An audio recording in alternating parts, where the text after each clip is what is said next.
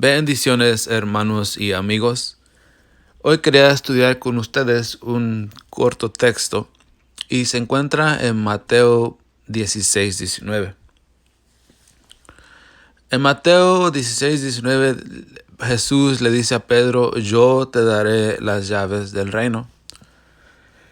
Y lo que muchas veces no se nos dice es dónde se le entregan estas llaves. Y ahorita vamos a ver dónde se le entregan desde el punto protestante, dónde se le dan estas llaves. Pero primero vamos a ver algunos de los argumentos que nos dan nuestros amigos católicos. Ellos más bien no dan, ellos dicen que no se le entrega las llaves aquí en Mateo, sino que se le entrega las llaves hasta en Juan, algo totalmente fuera de contexto. Pero por hoy vamos a ver, porque muchas de las veces citan Isaías, nuestros amigos católicos citan Isaías 22 y confunden la palabra llave con llaves. Dice aquí en el versículo 21, la última parte, dice: y para la casa de Judá, entonces pondré la llave de la casa de David sobre su hombro. Entonces pondré la llave singular, una llave solamente. Ahora, ¿quién tiene esa llave? Esa llave solamente la puede tener Jesús, el que abre y nadie cierra. Y eso lo vamos a ver acá está en Apocalipsis capítulo 3, versículo 7. Esa llave vuelve a aparecer y dice así: escribe al ángel de la iglesia en Filadelfia, el santo, el verdadero, el que tiene la llave de David, el que abre y nadie cierra, y cierra y nadie abre. Dice esto. Entonces ahí está, esa llave singular solamente lo puede tener Jesús y nadie más. Ahora regresamos entonces a nuestro texto.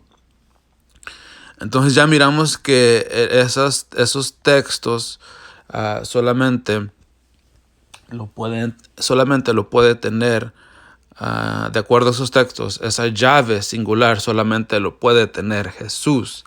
Ahora, entonces esto de Mateo 16:19, donde dice: yo te daré las llaves del reino de los cielos.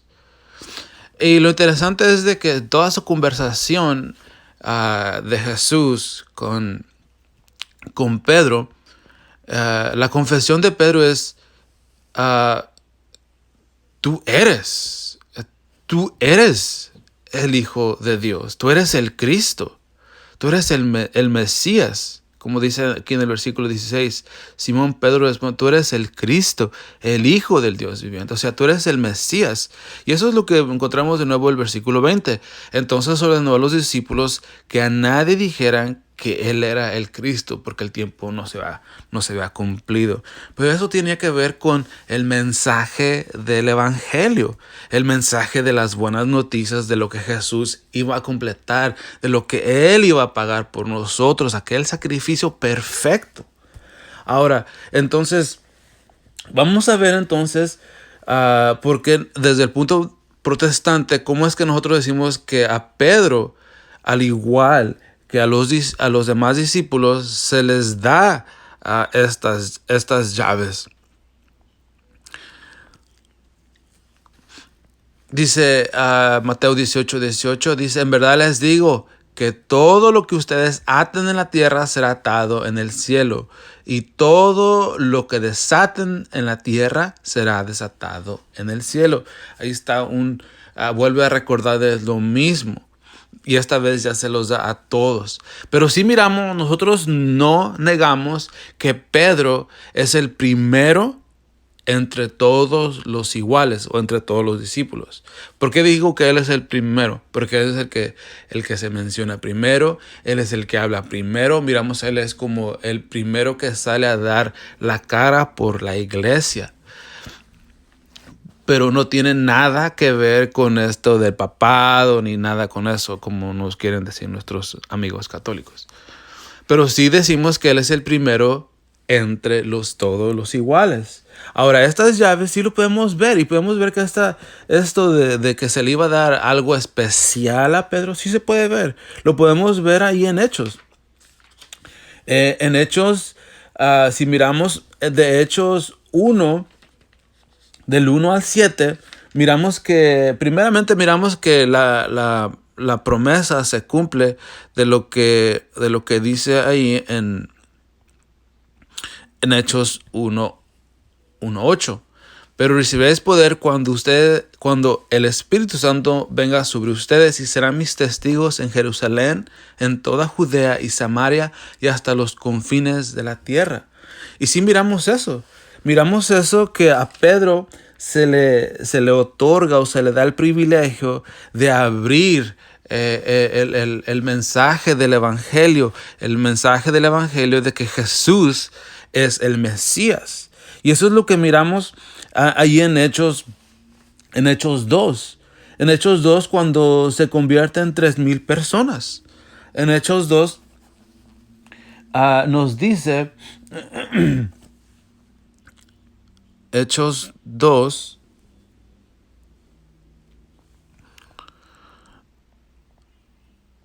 Hechos 2:41, dice: entonces los que habían recibido su palabra fueron bautizados y se añadieron aquel día como 3,000 almas. Y ya después seguimos y se siguen convirtiendo más. Pero todo esto está sucediendo en Jerusalén. Ahora, si nos vamos al capítulo 8, empezamos a ver que el mensaje ahora ya empieza a llegar a Samaria. Vamos entonces a Hechos 8:14. Cuando los apóstoles que estaban en Jerusalén oyeron que Samaria habían recibido la palabra de Dios, les enviaron a Pedro y a Juan, quienes descendieron y oraron por ellos para que recibieran el Espíritu Santo. De nuevo, ahí miramos que es Pedro y Juan que van a ver, y es Pedro el que va también. Entonces ahí miramos que de nuevo a él se le da la oportunidad de ver cómo se abre, cómo se le dan estas llaves del Evangelio para abrir el reino de los cielos. Y luego si vamos a Hechos capítulo 10, Hechos 10, 24, ahí miramos cuando Pedro va a la casa de Cornelio. Y entonces ahí es donde miramos que se le otorga otra vez de nuevo la oportunidad de abrir, de darle el mensaje a un grupo de personas que yo creo que él nunca pensó que iban a ser parte del cuerpo, nosotros los gentiles. Entonces a él también se le otorga. Y después de ahí, lo volvemos a encontrar. Lo volvemos a encontrar a Pedro en Hechos 12. Hechos 12, 17. Y haciendo señal con la mano para que guardase silencio, les contó cómo el Señor lo había sacado de la cárcel y les dijo: informen de esta cosa a Jacobo y a los hermanos. Entonces salió y se fue a otro lugar. Entonces ahí miramos que Pedro se va, y después ya no lo miramos ahí hasta lo volvemos a ver ahí hasta en Hechos capítulo 15. Hechos capítulo 15, cuando ellos están en el concilio de Jerusalén. Ahí es donde volvemos a ver a Pedro. Entonces así es como nosotros decimos que estas llaves son el Evangelio que se le otorga la oportunidad a Pedro a ser el primero entre todos los iguales. Y miramos cómo es que a Pedro se le dan estas llaves del Evangelio, llaves a todos los discípulos. Todos miramos pero si miramos como todos los discípulos se les da el evangelio, pero miramos que el enfoque en especial de los primeros 13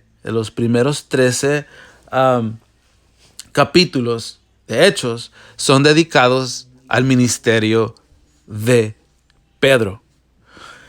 Pues bendiciones, amigos.